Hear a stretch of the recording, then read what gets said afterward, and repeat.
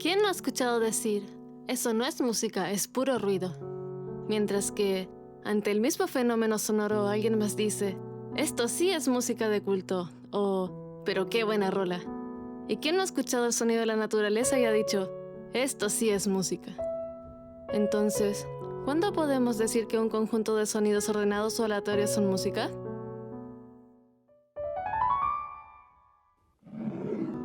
Veamos primero el origen de la palabra música. Este término se remonta a la antigua Grecia y significaba el arte de las musas. Las musas, dentro de la mitología griega, eran las divinidades inspiradoras de las artes. Apolo, el dios de la música y patrón de las bellas artes, tuvo romances con ellas y así dejó descendientes que bajaban a la tierra a inspirar a los mortales que las invocaban. Arte, por otro lado, era entendido como una destreza o un saber hacer, y muchas ocupaciones como la herrería o la jardinería eran consideradas artes.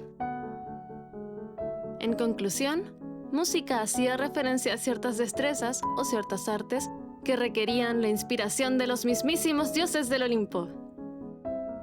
En un principio, el concepto abarcaba tanto a la música como hoy la entendemos, o sea, lo sonoro, como también a la danza y a la poesía.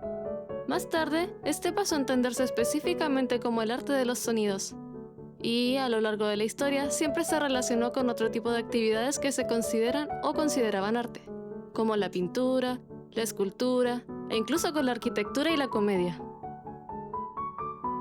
Los estudiosos de la estética me entenderán cuando digo que definir el concepto de arte tampoco es una tarea fácil. El filósofo polaco Tatarkiewicz, en su libro Historia de 6 ideas, lo intentó definir más o menos así. El arte es una actividad humana consciente capaz de construir, reproducir o expresar. El producto de esta actividad humana puede deleitar, emocionar o producir un choque. Si la música es un arte, entonces podríamos colgarnos de esta definición para tratar de dar una respuesta a nuestra pregunta. En la música, construir vendría siendo componer y o producir, organizar los sonidos o desorganizarlos, pero de manera consciente. Reproducir sería interpretar la música, tocarla en vivo o dejarla registrada en un medio como la partitura o una grabación. Expresar sería darle sentido, y esto lo hace tanto quien compone o interpreta, pero también quien solo juega el papel de oyente. Estos 3 roles son el resultado de una actividad humana consciente.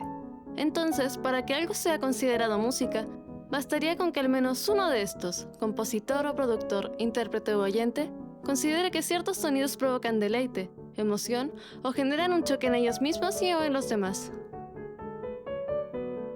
Así que, aunque a tu abuelito no le guste, esa canción de black metal depresivo que pones a todo volumen también es música, ya que tanto tú como oyente y los artistas que la crearon y reprodujeron la consideran así.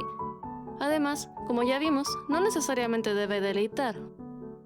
Y aunque ese pajarito que escuchas desde tu ventana no tenga idea de a qué te refieres con la palabra música, podríamos decir como oyentes conscientes que el canto del ave sí es música. Y buenas noticias para ti también si te gusta o te gustaría comenzar a crear música y escribir alguna canción. Porque, aun si no hubiese algún oyente que la disfrute, mientras tú la consideres como música, así lo será.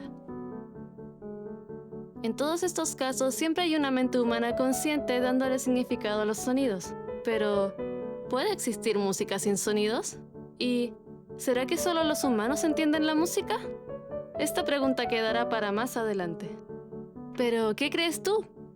Déjanos tu comentario sobre este y otros temas que te interesen. Y si te ha gustado este video, no olvides darle like y suscribirte. Así nos ayudarás a seguir creando contenido y seguir creciendo. Muchas gracias por vernos. ¡Chau, chau!